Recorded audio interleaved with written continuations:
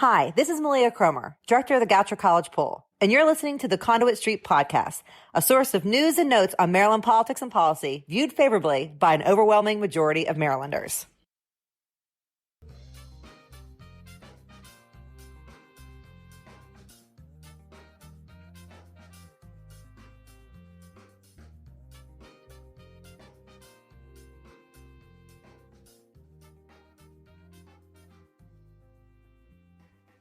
Hello and welcome to the Conduit Street Podcast. Kevin Kinnally here with Michael Sanderson. And today, as we continue our December preview of policy issues we see coming up in the 2023 session, we welcome our guest and policy team colleague, Sarah Sample. Sarah, thanks for being with us and welcome. Yeah, I'm super excited to be here. The podcast was one of the first things that introduced me to Mako, so I am thrilled. I'm a little starstruck. And you still decided to sign on with Mako, so I guess that's a good thing, Michael. More than signing on. I think you guys are stuck with me. You love to see it. Yes. Okay. So Sarah, tell our listeners what areas you cover in your portfolio at Mako, because that's basically what we want to get into in this episode, what you see being the biggest issues in your portfolio for the 2023 session. Yeah, no problem. Okay. So for my portfolio areas, I cover government liability in courts, public information and ethics, public safety and corrections, and public health and human services. So it's a lot of different buckets. And right now we're just, paying attention to what issues we think might come up during a legislative session as it is upon us. Yeah. I mean, I think as our many loyal listeners know, the county governments are affected by an awful lot of different things that come up through legislation and policy discussions in Annapolis and in the General Assembly. So as a member of the policy team at Mako, everybody has a pretty wide portfolio with lots of different components, but it feels like that's lent itself well for this sort of December ramp up that we're trying to do to bring in each member of the policy team and try and cover this bit by bit. So our goal today is to try and talk about these health and human service issues and some of the public safety stuff, and we'll see what else we get into, but that's kind of our goal for today, is cover all this stuff. And there's some interesting stuff on the horizon. I think it's going to be a good chat. Right. So we want to talk about public health, especially where we are with the COVID pandemic and what feels like a really rough flu season so far, a little bit about environmental health issues, and then we'll get into some public safety stuff, both the accountability issues that we've gotten into before, but also a bit about our local jails. And then we'll see what else we run across. That sound okay to you, Sarah? Yeah, it sounds great. All right, so the weather is getting colder, and that tends to mean that we're watching for the flu and other related stuff. And in the last couple of years, we're also watching for an uptick in COVID. What are our health officers seeing on that front, Sarah? What are you hearing out there about COVID and where we are? So you've got the regular flu, we've got COVID, we've got things like norovirus, and what we've been seeing more recently, RSV, especially as far as RSV peaking very early in our season. So when we talk about going into the flu season, it's really looking at all those things. And it's great that we have the dashboards because, the health departments are tracking, the different strands and the different types of the flu. And that's great because that helps them be able to see if we have a spike happening in one more than the other. I think that also helps in terms of if there are mutations. And that's why this comes up every single fall, is that these viruses are mutating. And then once we get into the fall and winter, you've got people going inside, they're around each other. You've got the holidays, so people are getting together in large groups. So the dashboards they're just super effective for watching. Have we seen anything that could create or pose a more sort of imminent threat or danger to the public? Especially as it relates to things that have been incredibly problematic over the last couple of years, like COVID, recent RSV early spikes. Yeah, the dashboards are great. And I know the state did that with COVID, and I think it was really helpful to see exactly where we had these outbreaks occurring across the state. And it's really good to see that they're doing the same thing with the flu. You mentioned the mutations. I think that's a really good indication of, where the resources need to go, where we're seeing outbreaks, and where we need to probably get some more vaccines and get people to take the flu vaccine. Because right now, we hear about the fluster, so we're dealing with COVID and the flu. And so to have that dashboard and that data is super, super helpful, at least in my mind, so you can get that visual of where we need resources and where we need to get folks to get on board and get the fluster or the flu shot or their COVID booster, hopefully all of them. But that is significant, and I think it's great that Maryland is doing that and continuing that trend from COVID. Yeah, and I would even say that one of the major things is that it's really the stress on the resources, and that's something that we saw during the pandemic with COVID, is that once you get to a capacity level issue, that's when things can get dangerous, and that's when it's really difficult to try and just take care of the routine things that aren't novel, like COVID was when it happened in 2019. So the dashboards really help focus on where are those spikes, and trying to also, this takes us into our next point about we've got the CDC has just issued new guidelines for, masking and things like that. And that speaks to trying to manage the resources in our hospital facilities, is that, if we can take some preventative measures, then those resources don't get depleted as quickly. And we don't have people who are having further complications from something that is fairly routine. I guess all these things are sort of conspiring against us and our colleagues and friends who are on the front lines in public health, that we're seeing, with the colder weather, some of these things start to, we're used to this being the season for sort of airborne illnesses to become more of a problem. We're used to this being flu season. The RSV spike recently was worrisome, but it seems like this year the flu is going to be a really serious one. There have been some pretty scary looking numbers about flu cases being reported as serious. And we don't know yet, but there are some indications that whether it's a new strain of COVID or whether it's just colder weather brings more people indoors more of the time and we have more spread there. But all of these things seem to be sort of up in the ante on this sort of high stakes game of trying to keep our neighbors and friends around us safe from all these sort of things. So that's kind of where we are on the public health front, feeling like we're on the back end of the COVID pandemic, but still there's a lot of indicators that are worrisome. That's why the CDC's jumped in. Right. So we know that that's all still going on, and that's depressing, right? That we continue to have to talk about COVID, but it's the reality. And then, of course, when you combine that with the flu, things can seem pretty dire. But we know we have a lot of great folks on the front lines, a lot of people really working hard on this. So, Sarah, where does that leave us for the session ahead when it comes to public health? Well, so I think when it came to dealing with some of the complications from COVID, there was a ton of federal funding that was coming in to help manage that. And, as that funding is winding down, we've got a lot of programs that were put in place that we could potentially be looking at a situation where we don't have the funding in place to continue to take the steps that we need to in terms of public health.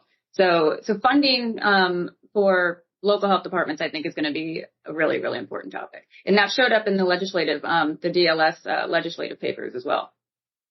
Right. So we know that there's a major difference in federal funding versus what's available once COVID funding dries up, right? We know that all that federal money flowed into the state to help combat the COVID pandemic. We had the CARES Act. We had other measures from Congress, including a lot of money that went right to our local health departments, our first responders, and to our schools, all to better prepare them for the sorts of activities that couldn't be shut down even during a pandemic. So there's a big difference. And once that, you turn that tap off of all the federal money, things start to come, the reality sets in of where we are and what the state can do. So I think we are in a different spot than where we were even last year when we still had a lot of federal money flowing in specifically to fight the pandemic and to help our frontline folks, continue to do what they needed to do, because again, you can't shut down some of these activities. So that is a big problem, Sarah. And of course, that creates a gap and a hole, right? And so you have all this money and then it just dries up. I mean, what is the state looking to do here? And what do we need at the local level to continue these operations the way we set them up?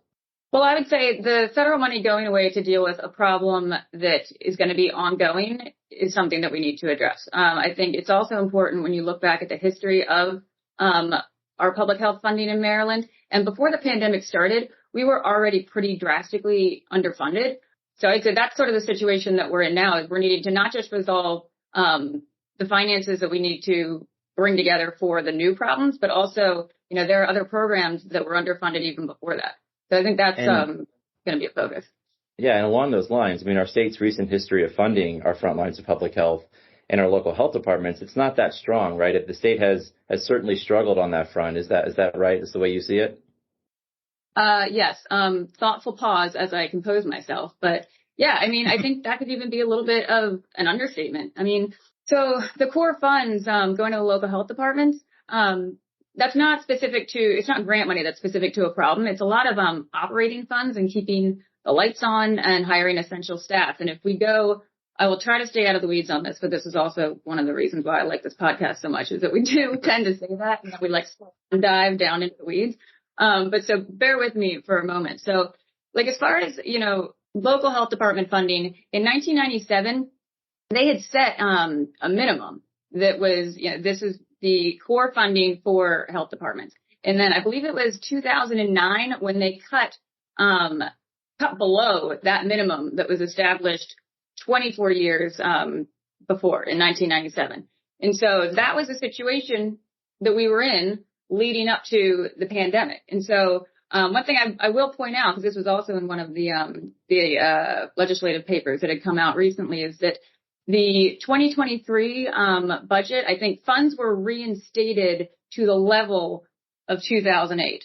And that is the same, I believe, for 2025 and 2026.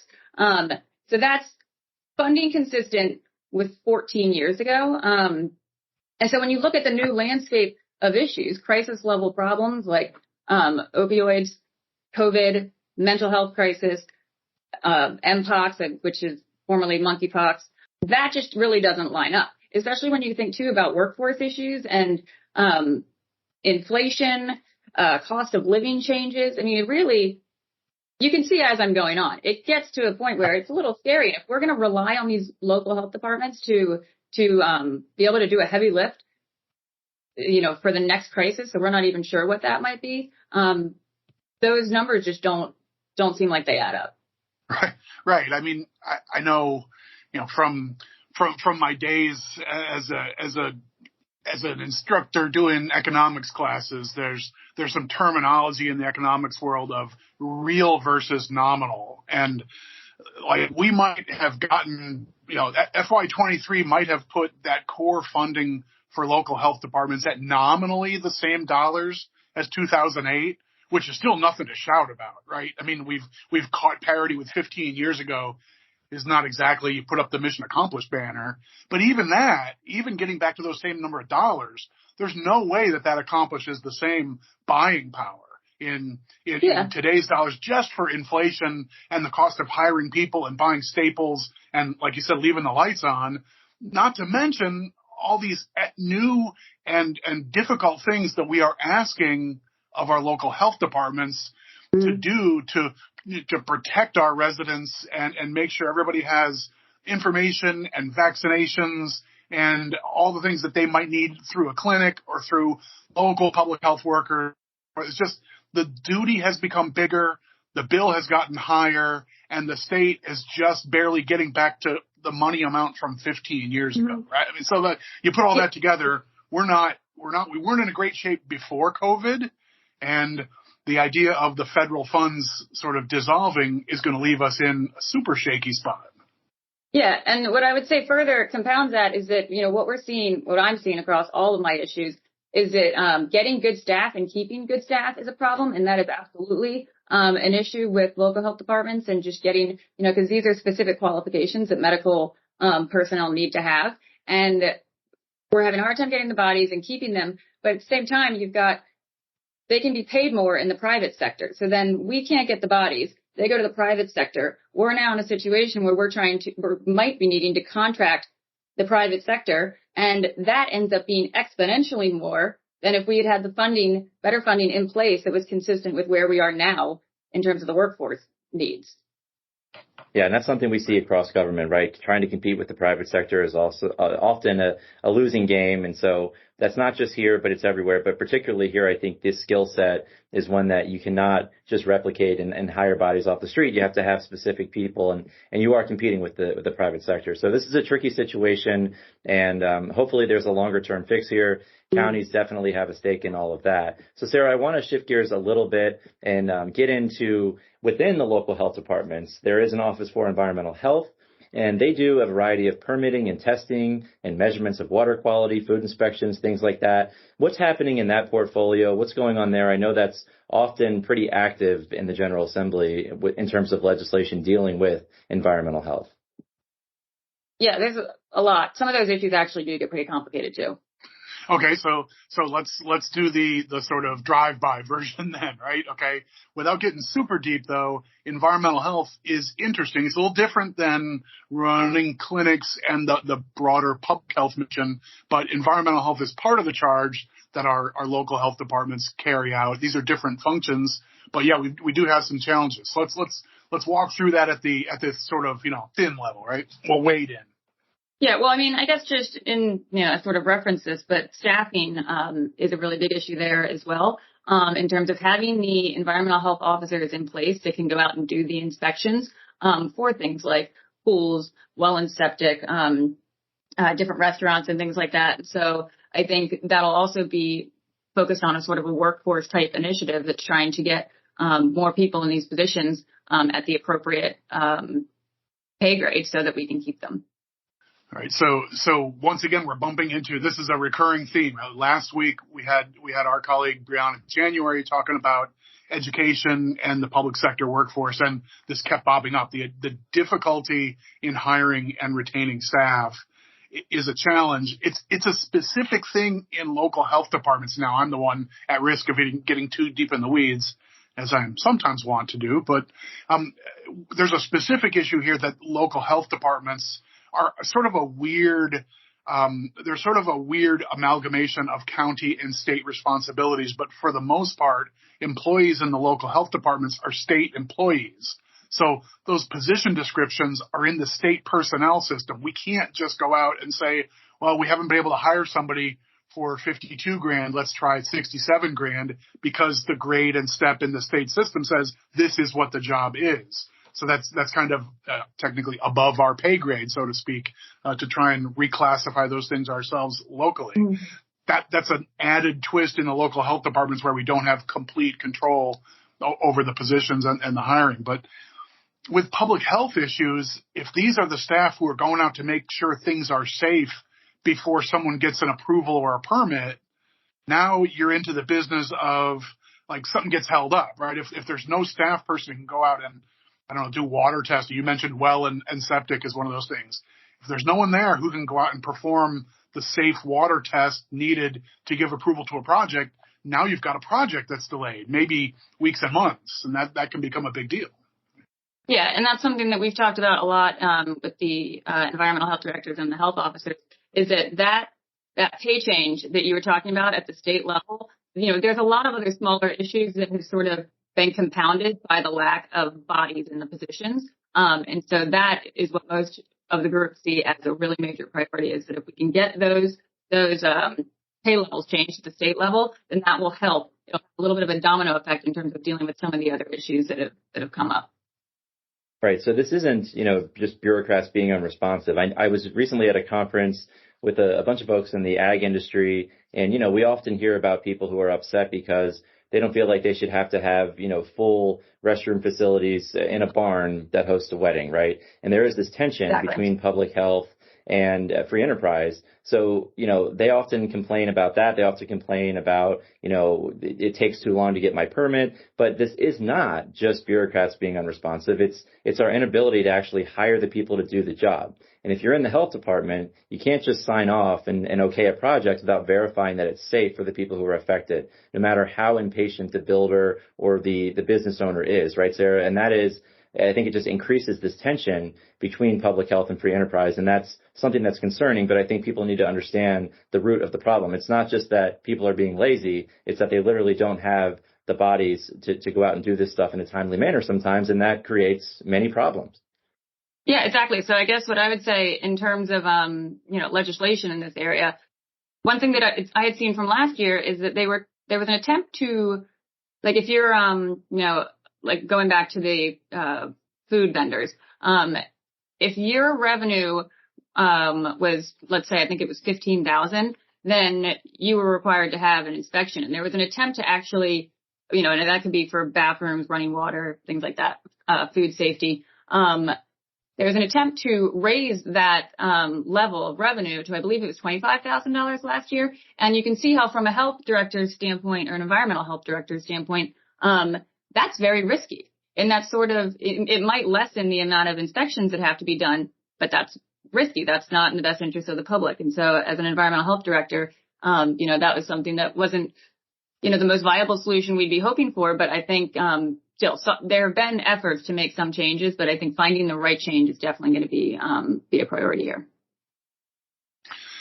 Yeah, I think it's an interesting area because I think a reasonable person can see both points of view, right? I mean, I've got sympathy for the person who works in the county Department of Environmental Health and is charged with food safety inspections, right? And the idea of we need to get someone out every so often to go to places that are serving people, I don't know, ice cream and dairy products, the kind of thing that if you don't handle them wisely and sensibly, people can get really sick.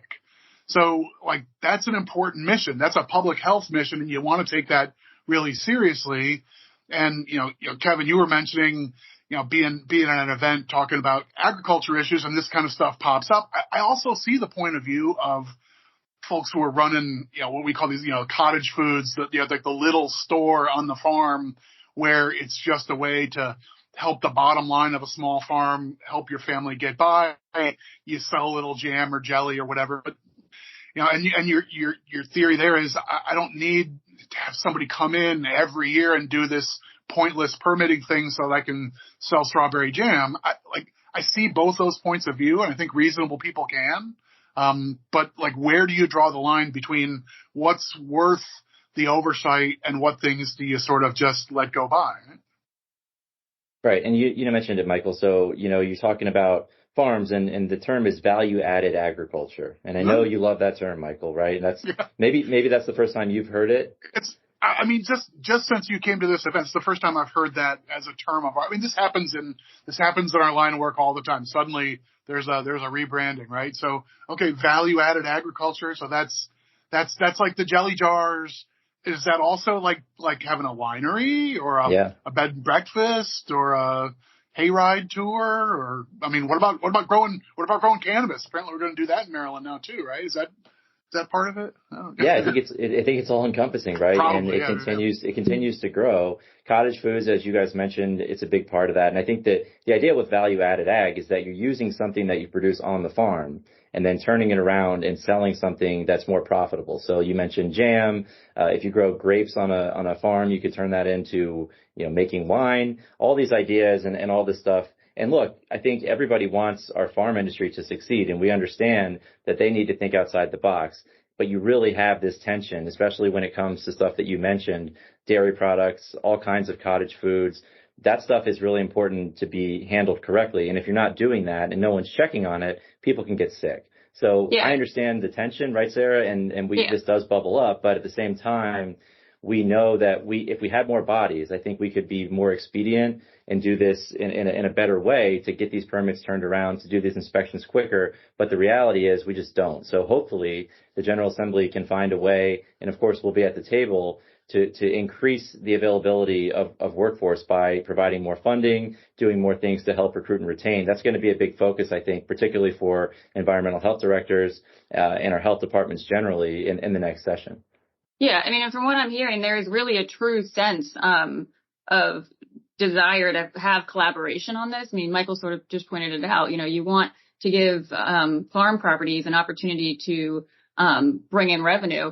And so they're already maybe in a financial situation that's tough. And then, you've got the standard, trying to have this, standard where it's going to cost them a lot of money to get all these permits and inspections done.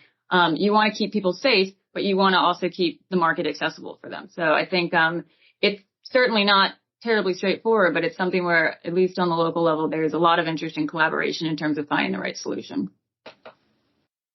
And to be clear, we're not talking about lemonade stands here, right? We've seen bills on lemonade stands from Big Lemonade make their way across the country, right? We're not talking about lemonade stands. That's a little too small. No, we're talking more about permanent roadside restaurant situations. Right. And where do you draw the line between lemonade stand and some of the new, sort of the evolution in mobile food offerings? Yep. Value added agriculture, right? Value added ag. Okay, so we've gotten through a bunch here on the front end. I think it's a good spot to go ahead and take a break.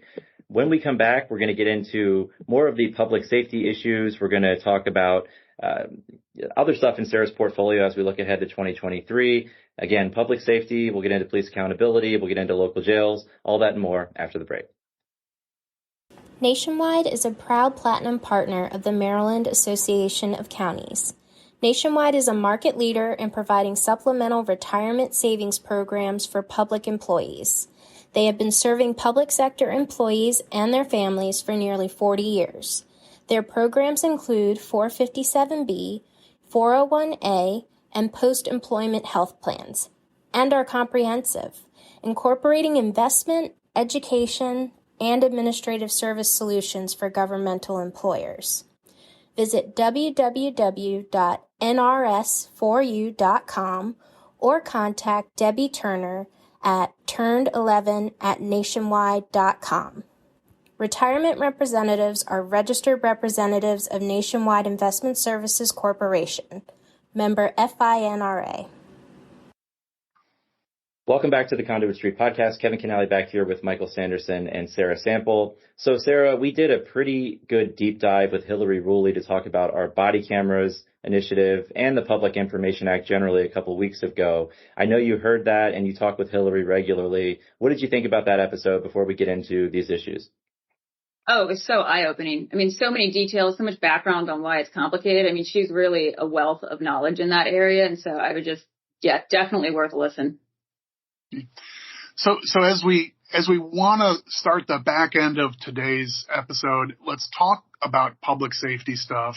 And we'll sort of ask listeners if you want the deep dive on this issue with body cameras and the Public Information Act, dig back a couple episodes in our archive and listen to that full episode. We'll glance on it here and say it's something we're interested in. We expect there's going to be a bill. We think that'll be a lively debate. But there's another piece of body cameras. We know the state has a law that says all the officers in a law enforcement agency who are sort of public facing need to be equipped with a body camera in about 2 years' time, by the beginning of 2025. So we've got a window of time to do that. Part of what MACO and I think our partners in local government and law enforcement are looking at is just on the implementation and the equipment and so forth. So let's talk about that a little bit. Okay, Sarah? Yeah. And I think ultimately the goal is to get this rolled out in the next 2 years in as orderly of a fashion as possible. So with implementation, the costs associated with the body-worn camera rollout, it's not just the cameras, obviously. This is servers for storage, and this is software for redaction. This is the staff that comes with it, and this is also the cybersecurity to protect what is going to be very, very sensitive information. So when you think about implementing this at a county level, we have some counties that have, maybe a department with 4 or 5 individuals, and so the operating budget for a department that looks like that is not necessarily the same one that's going to have the ability to leverage such a tech-heavy piece of infrastructure. And so in those circumstances, we want to have an opt-in potential at the state level. So the state takes some leadership in getting some contracts squared away, and then the locals can opt into that state contract, if that's something they feel like they need. And then we've also got some significantly larger counties who've they've already begun their build out, because this is legislation that was passed previously, and they've got their programs underway. And so we want them to be able to carry on. But really for the ones that this is a very significant technological lift for fairly small departments, and it's wanting to stick with the spirit of the law, but wanting to make sure that the budget for that technical lift doesn't dwarf their entire operational budget. And possibly even in the best case scenario, right? And I'll let you get into it too, Michael. We'd like to see a situation where we can pull together and set up a central redaction service, because I know that's very expensive as well. Oh, yeah. Well, so to really understand the expense that's associated with redaction, I mean, it's really complicated. So, and I can walk you through it. Hillary did significantly more justice to it than I think that I will now. But just to give you sort of a technical understanding of what it takes. So, a video makes it more complicated than paper or email, and that's where the majority of the public information protection laws came in. And so, for instance, if you've got a request that comes in, the requirement of the custodian is that they have to protect the identity of, let's say it's a victim, someone who made that police call. And so it's not just protecting the identity, it's also protecting their location.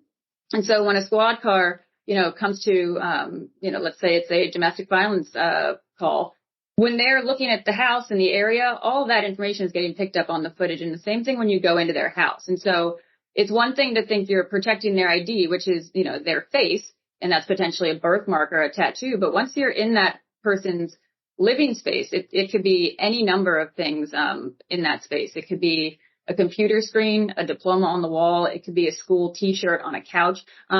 It really, really opens up a number of risky opportunities for something to be missed by a custodian. And I think another thing that Hillary pointed out in her explanation was that the custodians in Maryland are personally liable for those mistakes. So that's why they want to be so careful and take so much time to do this. And then it's not just the custodian's time that ends up being taken up in this. It's also lawyers and police officers that we're able to add context. So you can see in a video, this might be a victim, but this might be an informant. There's a lot of different things that could be going on there. So you need the officer's involvement, lawyers' involvement, and the custodian. So looking at a 40-minute video, could easily turn into 6 people for 40 hours. And you can see how that cost, that taxpayer burden, would end up going up fairly significantly. But then it would also put the victim at risk if something is accidentally missed.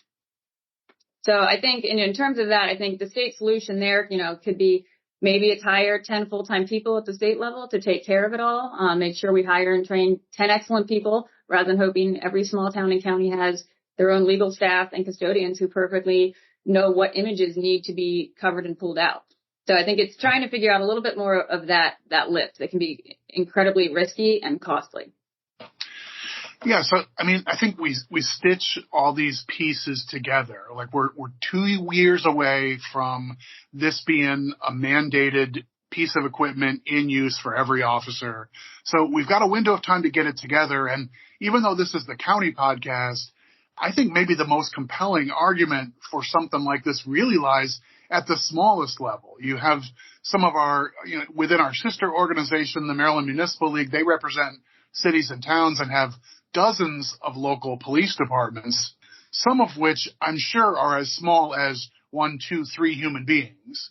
And the idea that each and every one of them will be charged with, all right, go out and do this procurement and get the right kind of equipment and then come up with a storage solution for all this presumably digital footage. It's going to be stored on, we're not talking about in a cabinet. This is probably going to be stored on a server someplace. And if that is a plugged-in server of some kind, then you've got to make sure you've got cybersecurity concerns attended to, and whatnot, right? So, and the technical difficulty and sort of professional difficulty of marshaling when you share that information and in what form to people who request it. Whether we get those laws changed and fluffed up or not, there still is going to be a Public Information Act component to all this. You put all this stuff together, the idea of the state leading the way in some smart way and saying, okay, here's a contract you can ride on. Here's a storage solution you can sign up for. Whether we have all those details this year or whether we need a little longer flight path for all that to come together through legislation, I think is TBA. But the idea of doing this wisely over the next 2 years, it's the right kind of thing for MACO to be getting behind. And I think we'll have support from the sheriffs and chiefs of police and from the cities and towns as well. So I think there's a lot of sense to some plan where we do this together and let the locals sort of have a good option to ride along with. All right. So just to expand this a little bit. So it sounds like, some burden on a state agency. And I guess that would either be the Police Training Commission or maybe the state police.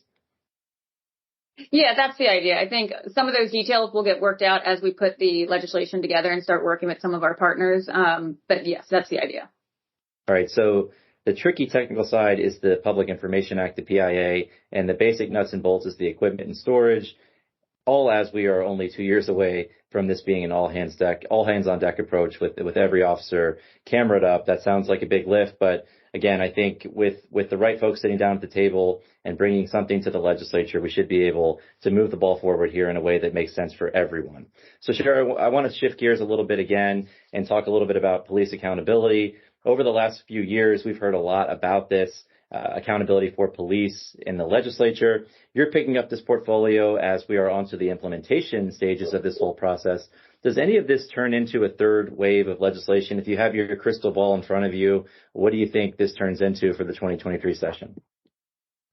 Well, I think major things that were question marks for a lot of our county attorneys that were in the process of rolling this out. Whether or not legislatively people are going to be willing and wanting to deal with these, and whether or not they even need to be dealt with legislatively, I think is a question. But I know it's one of the things that came up with was understanding the definition of misconduct. So obviously we have the Independent Investigations Division that deals with a death, fatality from police interaction. But then when it comes to the police accountability boards, the administrative charging committee, and the trial boards, understanding what kind of misconduct will be going through that process. Is it a minor fender bender, or is it something more significant? And I think that there was some people wanting a little bit more clarity on that for sure. And then I think one of the other issues was trying to get some of the boards filled and making sure that we have the appropriate people with the right qualifications that are also willing. And I know when it came to the trial boards, that was there were a lot of locations that were having a shortage of judges that were willing and able to sit on it because it had to be retired judges. And I know that there's a potential for the state to train up some administrative law judges to potentially fill those roles. But those are some of the complications. What that turns into legislatively, I think we'll see. Yeah, I think we dedicated, I'm trying to remember, maybe a half of a podcast episode, maybe even a full episode to talking about some of those challenges at the implementation level. I mean, that's where the counties are at this point. The big bill got passed in the 2021 session with a sort of a lead time rollout to get the nuts and bolts together. The state didn't get its regulations and guidance pulled together as rapidly as we in the counties had hoped. But we now are at the point where the counties have formed and created their local sort of civilian-driven oversight bodies. And each county has to have an administrative charging committee, or an accountability board and a charging committee in each county government that nominally serves these oversight purposes on behalf of your police department and then others that serve within the county, including like your cities and towns. And just like you mentioned, Sarah, we have been hearing since the summer, and I think it's still continuing, some concerns about just the ability to get willing people to sit in those capacities. We got a bit of a curveball when the state police training commission issued the details of what they thought was appropriate training for the residents who were going to serve on the charging committees. And it was a pretty thorough and pretty strict training regimen. And at least anecdotally, I think we've heard a number of counties saying, well, we thought we had our body filled, but with the details and that requirement for that strict regimen of training, we had people say, sorry, I can't do that. I was willing to be a volunteer, but I can't take an entire week off of my job to come do 5 straight 8-hour days of training with no exceptions. So we're left in a tricky spot where we want to do this right, but it may be some of the specifics need some attention. I don't think we want untrained people in these roles. That's not what we're asking for. But can we find a way to do this in a practical way that lets the willing resident, give her time without necessarily sacrificing too much economically?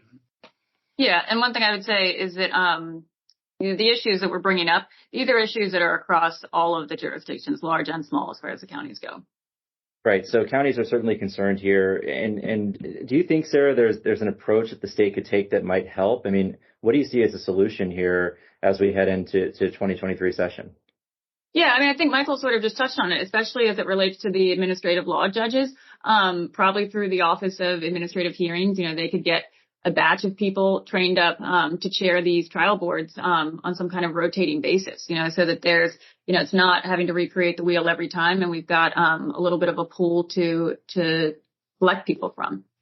Yeah, I think something like that. I mean, we're not exactly reinventing the wheel with this idea. I mean, there are a variety of technical capacities where governments realize that not every small town has a person who can perform this technical function. So you have someone serve as, like, this term of art as a circuit rider, where you cover a whole region and you drop in and you work with one town or one county for a couple of days, and then you move on to the next area in your region who could use your help. Maybe you could get an administrative law judge who becomes sort of an expert in sitting as the chair of a trial board when a local law enforcement agency needs one, and you have one of these tricky cases. Okay, it's going to go to a trial board. You dial up the person who covers whatever, Western Maryland. She goes out and does a couple of days in Allegheny County for this thing with this deputy sheriff. And then a few days later, maybe she presides over a trial board in a municipal case in Oakland or whatnot, but sort of somebody covers that region of the state, somebody else is in the lower shore or whatever. Maybe you do it that way rather than having each county on its own to just dig up people locally who have the technical capacity and, I guess maybe the economic capacity to give their time this way. Some orderly way of doing this probably makes sense. I don't know if that's a bill. It could be, I don't know, could be any number of things. It could be something as limited as just a letter or a statement of intent or some language in the budget that comes through this year. There's a variety of ways to try and move the gears in that direction, I think.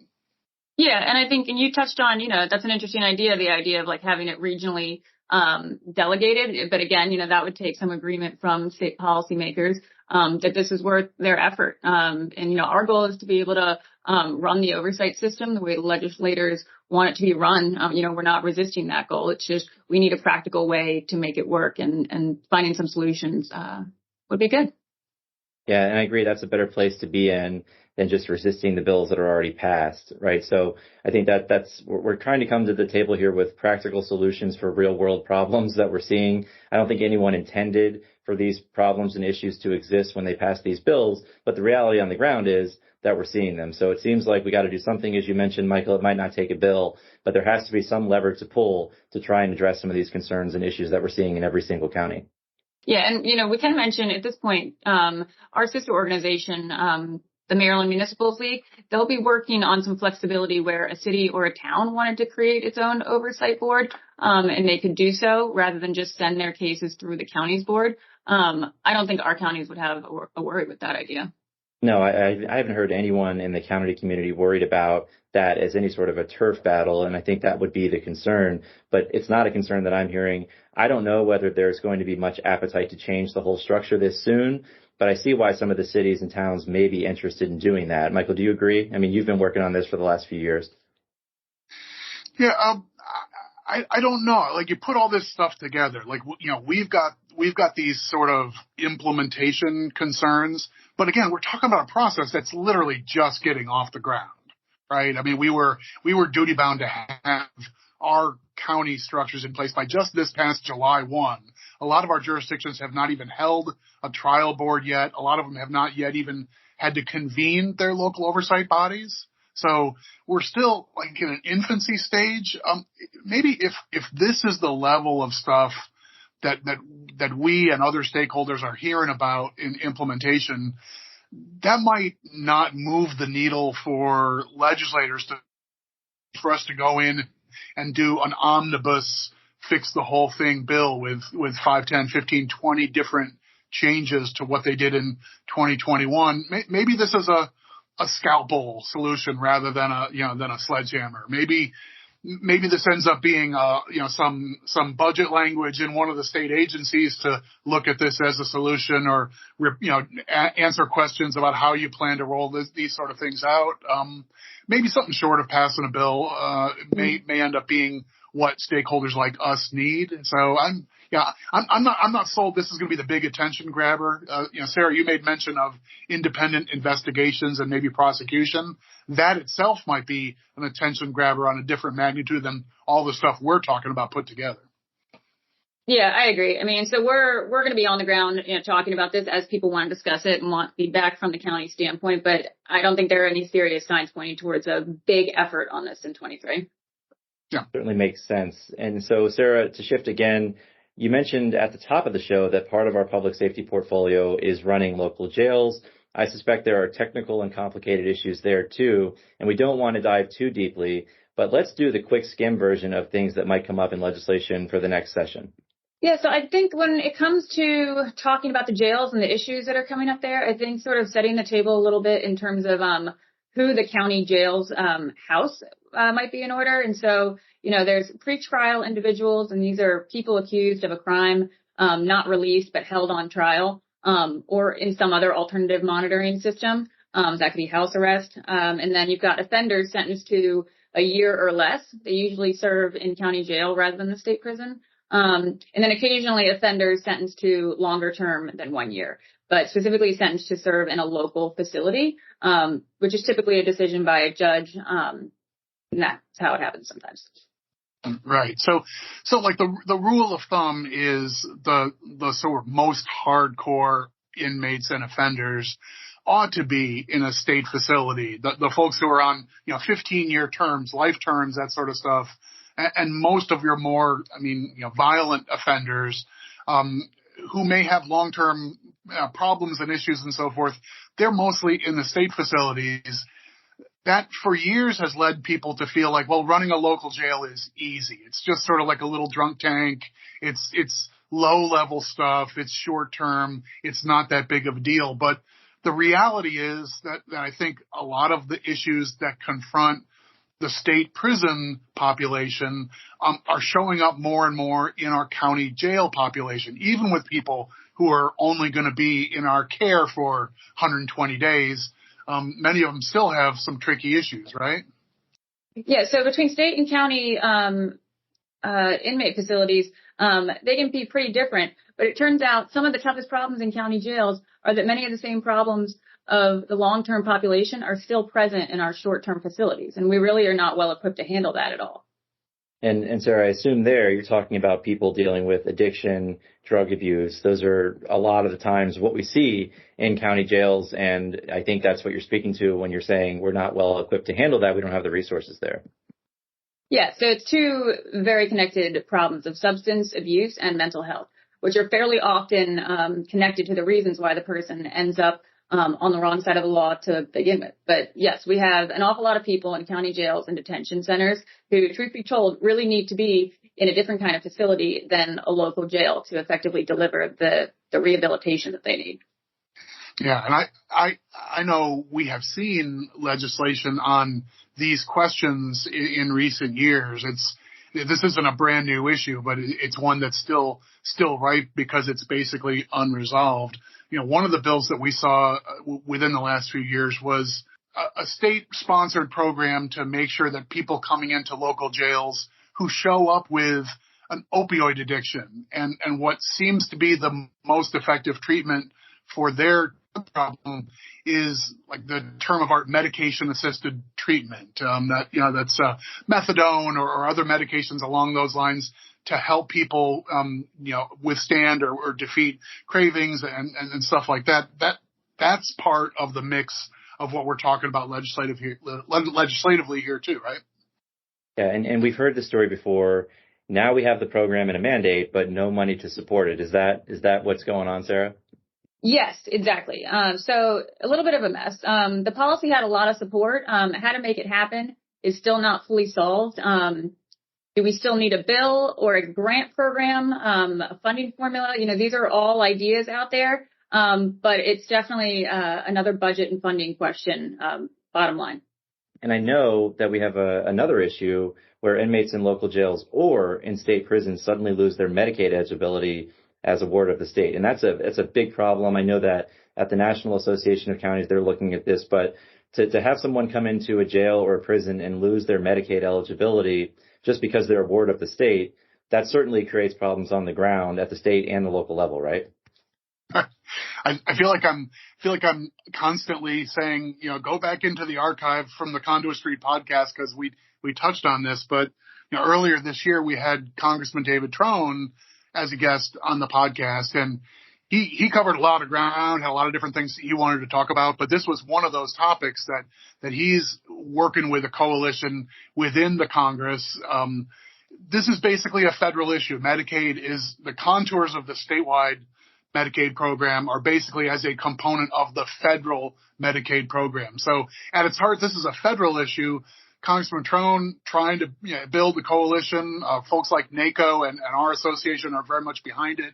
But we need the federal Medicaid rules changed to sort of reflect that reality. The Western Maryland district has a number of these facilities. So he's looking at the contours of his district and being responsive to it. But what he's saying is exactly what NACO and MACO are trying to say on this, that folks need medical care. And it's crazy that the day before they come into our local facility, they're eligible for Medicaid. The day when they walk out, they'll once again be eligible. But while they're in the middle, suddenly it's entirely the state, the county and the state's problem to tend to those needs. That's a federal issue more than a state issue, but still an important one.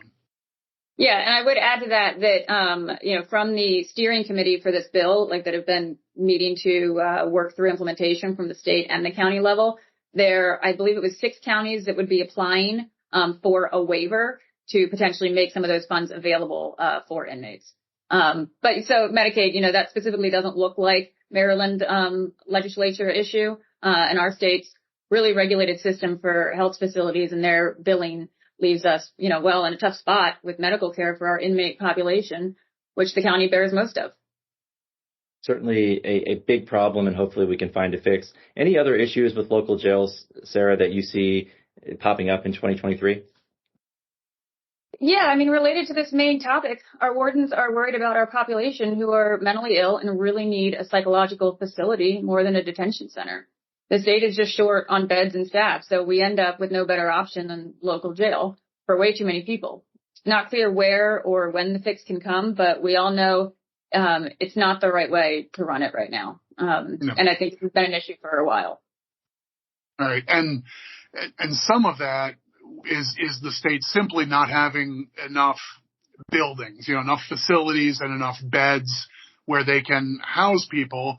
But then, once again, this conversation comes back to this recurring motif that we're back to staffing problems. This time at the state level, that there just aren't enough people in the State Department of Health, I think this would be, rather than Department of Public Safety, but there aren't enough staff to cover the needs for people who really need psychological services.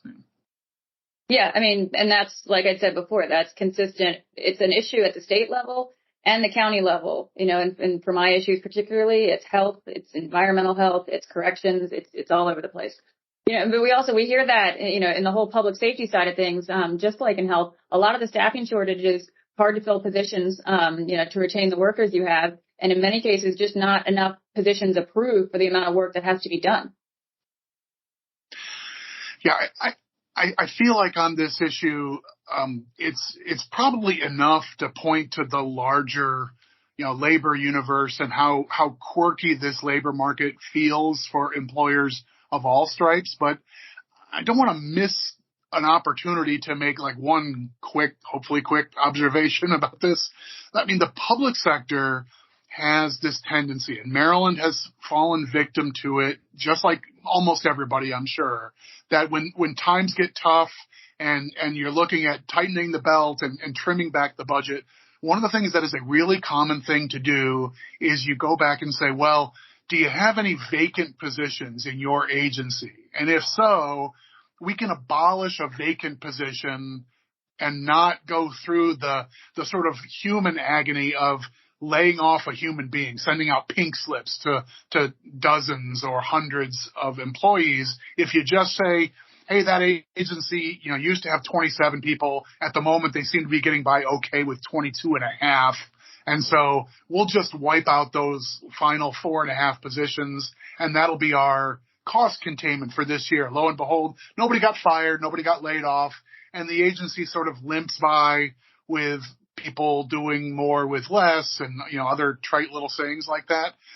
Abolishing vacant positions sounds good in the moment, but I don't know. I think over the medium and long term, you tend to lose an awful lot by that kind of attrition. That every one of those agencies that was doing a good job with 27 people, and then it got trimmed to 22 and a half, and now they're only at 18. You have workloads for individual staff. You have too much, that's bearing on the people who are there. They retire out. They walk away. It's tough to fill those positions in this weird hiring market. It's especially tough to do so. To some degree, we're reaping a little bit of what we have sown. Public sector sometimes does this. I think we're suffering a little bit for having done that. I think so. And there's a lot there. Just keeps coming up across just about every facet of government. I know with some of the agencies and departments I work with closely, there are certainly similar stories. Yeah, no, I agree with you both. But so that's the skin deep look at some of our local jail issues. We got wardens who are trying to do the right thing, but they are asked to do a lot more with a lot less. And that's a tough magic act to pull off. It's pretty difficult. So they're strained to hire and retain as well. So I think that's pretty on point, Michael. So that's our theme, it seems, today, Sarah, with a lot of these issues. Oh, yeah. I was in the room for a session at one of the MACO conferences a year or two ago, and the central theme was, we can just barely tread water with hiring in our jail. It's just impossible. And so I think that's going to continue to be a trend here. And hopefully, again, we can find a way. And again, I think it's also, we're competing with the private sector here as well. And it's a tough job, no doubt about it, but there has to be a resolution here. And hopefully maybe, if Congress could get their act together and deal with this, the Medicaid issue, hopefully Maryland can chip away at that issue as well. But the problem here comes back to recruiting, retaining staff, and then, of course, just the money and the resources to handle a lot of these issues that no one thought about many, many years ago, that local jails would be dealing with addiction and mental health, and the majority of the people that are there, right? I mean, that's what we see every single day. So it's expensive, it's time consuming, and we can't get the staff. That sounds like a recipe for disaster. You got that right. But that's sort of where we are. That's part of the challenge in the public sector writ large right now, I think. So. Okay. Well, I mean, it seems like we covered an awful lot of ground here today. Sarah, it sounds like you're going to have your hands full in this first session, but we all work together as a team and we'll pull together where we need to. So Sarah, I hope you're looking forward to it. It sounds like a lot, but I know you're going to be well prepared. And again, we have a great team here at MACO. Yeah, I mean, between the conference and then right after that, rolling right into session, it definitely feels very rapid fire. But, I think that's really exciting. So I'm really looking forward to it. Yes, and you mentioned the conference. Of course, that's January 4th through the 6th in Cambridge at the Hyatt there. It's a beautiful venue. It's going to be packed, so you definitely need to be there. We'll put a link in the show notes. If you're not registered yet, please do, because we're going to have a ton of content, and we'll be talking a lot about the issues you heard here today, and then, of course, many, many other issues across the spectrum in county government. But we're going to leave it there for today. For Michael Sanderson and Sarah Sample, this is Kevin Kinnally. If you enjoy the podcast, please go ahead and subscribe. That way, all of these episodes will be sent directly to the device of your choice. You can also follow along on social media, Facebook, Twitter, and then, of course, the Conduit Street blog. But I need to mention our esteemed producer, Victoria Moss. She's fantastic. We appreciate her very much, and we will talk to you all very soon.